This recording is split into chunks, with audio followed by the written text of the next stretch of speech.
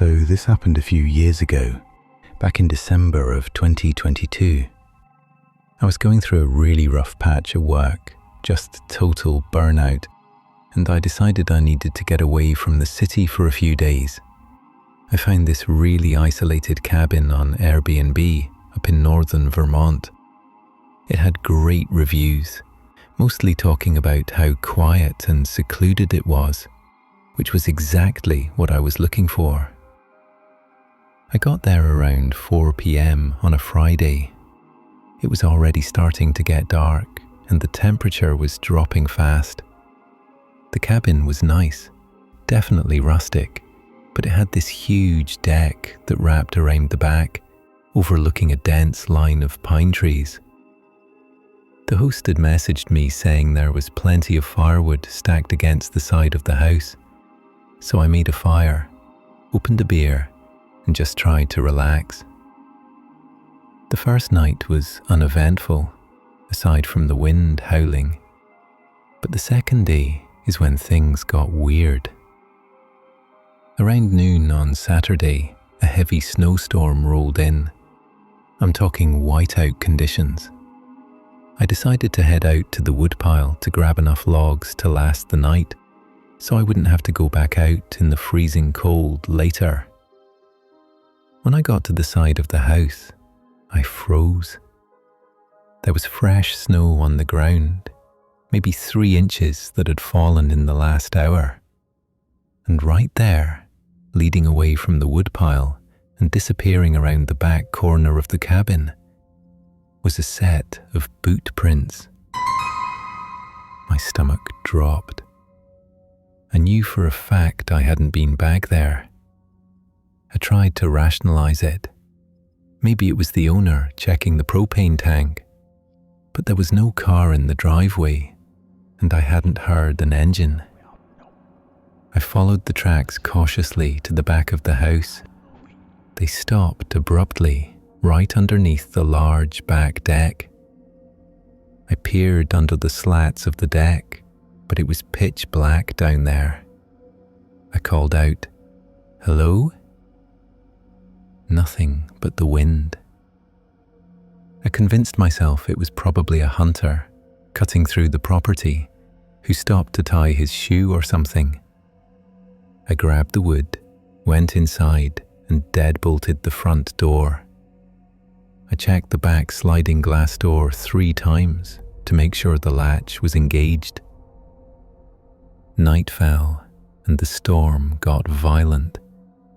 The wind was battering the walls, and the snow was piling up against the windows. I was sitting on the couch, trying to read, but I couldn't focus. I kept getting this feeling of being watched. Around 10:30 p.m., I heard a noise that made my blood run cold. It wasn't the wind. It was a heavy, rhythmic thud coming from the back deck. Someone was walking up the wooden stairs. I killed the lamp immediately, plunging the room into darkness, lit only by the dying embers of the fireplace. I crouched behind the kitchen island, heart hammering against my ribs. I stared at the sliding glass door. There were no curtains on it, just the black reflection of the room. Then, a beam of light cut through the room. A flashlight. Someone was standing on the deck, shining a flashlight into the cabin. The beam swept over the couch where I had just been sitting, then moved to the kitchen counter. I held my breath, terrified that the vapor would show in the cold air and give me away. The person tried the handle.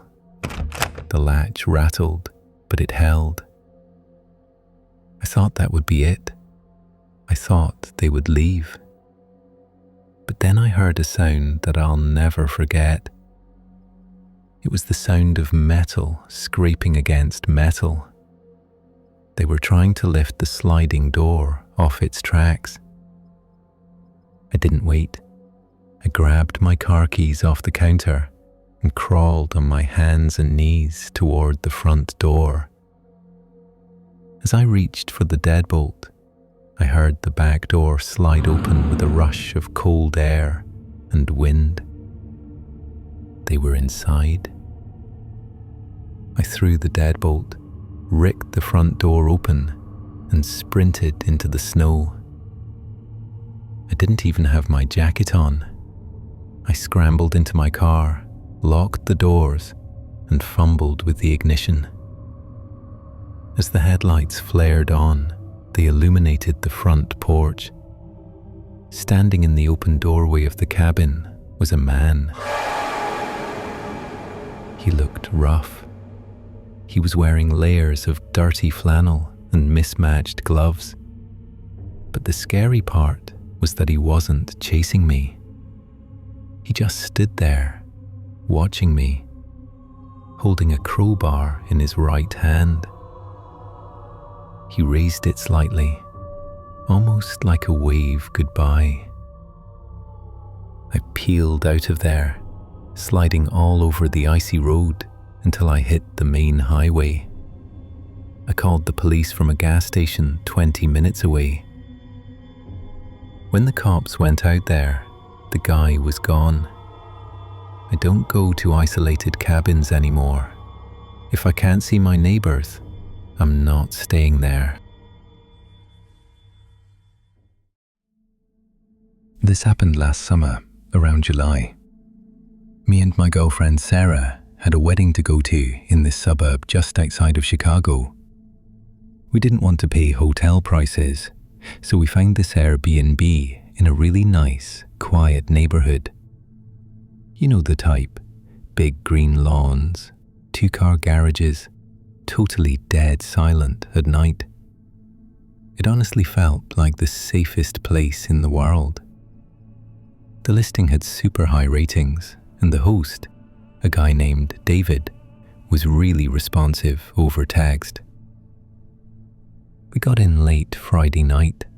The house was immaculate. Honestly, it was almost too clean. It felt sterile, like nobody actually lived there. There were no personal photos, no magnets on the fridge. Nothing. But whatever. It was just for 2 nights. The first weird thing happened when we were unpacking in the master bedroom. Sarah called me over to the closet. It was a walk-in, but the door wasn't standard.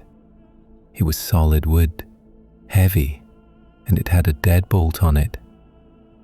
Not on the inside for privacy, but on the outside. We both thought that was bizarre. Sarah joked that maybe the host had a sleepwalking problem or something, but it definitely gave me a weird vibe. Why would you need to lock someone inside a closet from the bedroom? Anyway, we went to the wedding on Saturday, had a good time, and got back to the house around 1 a.m. We were exhausted and crashed pretty hard. I'm a light sleeper, especially in new places. Around 3:30 a.m., something woke me up. It was a sound from downstairs. It wasn't a loud crash, just a soft, distinct click. It sounded exactly like the smart lock on the front door disengaging. I lay there, freezing. I listened for footsteps, but the house was dead silent. I nudged Sarah awake and whispered that I heard something. She got terrified instantly, which made my anxiety spike even higher. I told her to stay in bed and lock the door behind me. I grabbed my phone for light and crept into the hallway. Looking over the banister, the downstairs living room was pitch black. I walked down slowly, every stair squeak sounding like a gunshot. I checked the front door. It was locked. The deadbolt was still engaged. I checked the back sliding door. Locked. I figured I must have dreamt it, or maybe it was just the house settling. I went back upstairs, told Sarah it was fine, and after about an hour of staring at the ceiling, we finally fell back asleep. Sunday morning, the vibe in the house was just awful. We both felt on edge and just wanted to get out of there. While Sarah was upstairs packing our bags, I went downstairs to grab a water from the kitchen. I walked through the living room and I stopped dead. There was a large area rug in the center of the room, under the coffee table.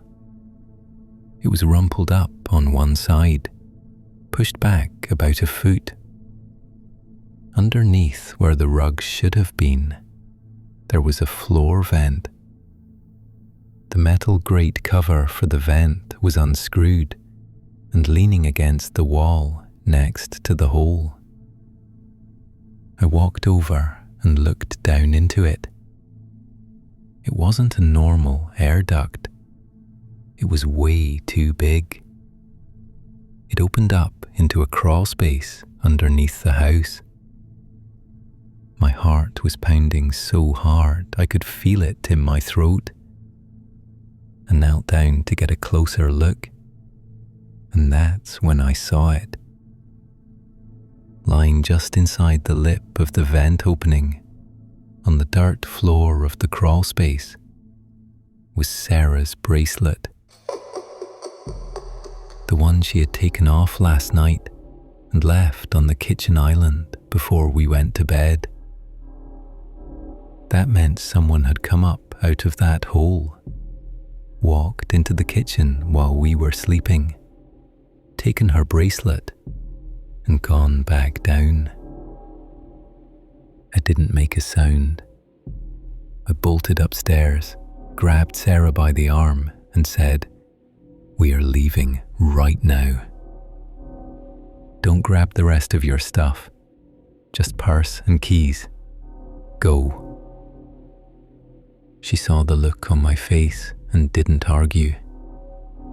We ran down the stairs and out the front door. As I was fumbling to unlock my car, I swear I heard a thud come from inside the house, like someone bumping against the underside of the floorboards. We called the police from down the street. Later that day, an officer called me to follow up. They had gone into the crawl space. They found a sleeping bag, a bunch of empty water bottles, and a small, battery-operated monitor hooked up to hidden cameras in the living room and kitchen. The guy, David, didn't live in the house. You rented the house out, and he lived underneath it. I don't understand how he managed to get away with something like this for so long. But the part that really messed me up, the part that I still think about when I'm trying to sleep, was what the cop said about the bedroom closet. They checked that deadbolt on the closet door. The mechanism had been reversed. It wasn't meant to lock someone inside the closet. It was set up so that if you were inside the closet, you could lock the bedroom door from the outside, trapping whoever was in the bed inside the room. We still use Airbnbs sometimes, but now the first thing I do is check under every single rug. I've been a digital nomad for about 4 years now. I stayed in probably 50 different Airbnbs all over the country, from penthouses in Chicago to cabins in Montana. I thought I'd seen it all: dirty sheets, rude hosts, misleading photos. But nothing prepared me for the house in Ohio. This was last winter. I booked a 3-bedroom ranch-style house in a quiet, snowy suburb near Cincinnati. It was just me, but the price was great, and I wanted the extra space to set up a home office. The listing was explicit about one thing. Guests have access to 2 bedrooms. The 3rd bedroom at the end of the hall is locked and used for owner storage. Please do not attempt to open it. Totally normal. I see that all the time. I checked in on a Thursday. The house was spotless. I set up my laptop in the dining room and got to work. The first odd thing happened around 8 p.m. that night. I was making pasta in the kitchen when I smelled something faint. It was the smell of Old Spice cologne. It was distinctive. My grandfather used to wear it. I sniffed the air, but it faded quickly. I figured maybe the previous guest had worn it, and the scent was lingering in the upholstery. I went to bed around midnight. My room was the master, right next to the locked storage room. At 2:45 a.m., I woke up. I was thirsty. I got out of bed and walked into the hallway to get to the kitchen. The hallway floor was hardwood, so my socks made a soft swish sound. As I passed the locked storage room, I stopped. There was light coming from under the door. I stared at it. I was 100% sure that light wasn't on when I went to bed. The gap at the bottom of the door was about an inch high. I crouched down just instinctively to see if maybe a lamp had been left on a timer. I put my cheek to the floor and looked through the gap. I saw feet. Someone was standing in the room, wearing dirty grey wool socks, standing perfectly still in the middle of the floor. My breath hitched. I pulled my head back instantly, heart hammering against my ribs. I stood up, trying to be dead silent. As I stood there, the light under the door clicked off. He knew I was there. He had seen my shadow under the door, or heard me stop. I didn't scream. I didn't run immediately. My brain went into that weird freeze mode. I backed away slowly, stepping backwards toward the front door. Then, the doorknob of the locked room slowly turned. The door didn't open. It was still locked. But then I heard the sound of a key sliding into the lock from the inside. That broke the spell. I turned and sprinted. I fumbled with the deadbolt on the front door, my hands shaking so bad I almost dropped the latch. I heard the bedroom door creak open behind me and heavy footsteps hitting the hardwood floor, fast. I threw the front door open, ran out into the snow in just my socks and t-shirt, and dove into my car. I locked the doors just as the front door of the house flew open. A man stood there. He was older, maybe 60s, wearing a tattered bathrobe. He just stood in the doorway, glaring at me, illuminated by the porch light. I sped off and called 911 from the end of the block. When the police arrived, the man was gone. They cleared the house, and broke into that third bedroom. It wasn't storage. It was a fully furnished living space. A cot, a TV with headphones, a hot plate, and piles of trash. Here's the twisted part. The host, the woman I rented from, she arrived while the police were there, crying hysterically. She told the police she had evicted her uncle 6 months ago because of his violent outbursts. She had changed the locks on the exterior doors, but she hadn't changed the lock on the third bedroom door. The police found a vent in the floor of that room that had been unscrewed. He hadn't been using the front door. He had been crawling up from the crawl space, pushing the vent up, and living in that room during the day. When guests rented the house, he would wait until they were asleep to come out and use the kitchen and bathroom. That explained the cologne. He had been in that room, listening to me work, listening to me cook, just 6 inches of drywall away from my head, for 2 days. I check every single door now.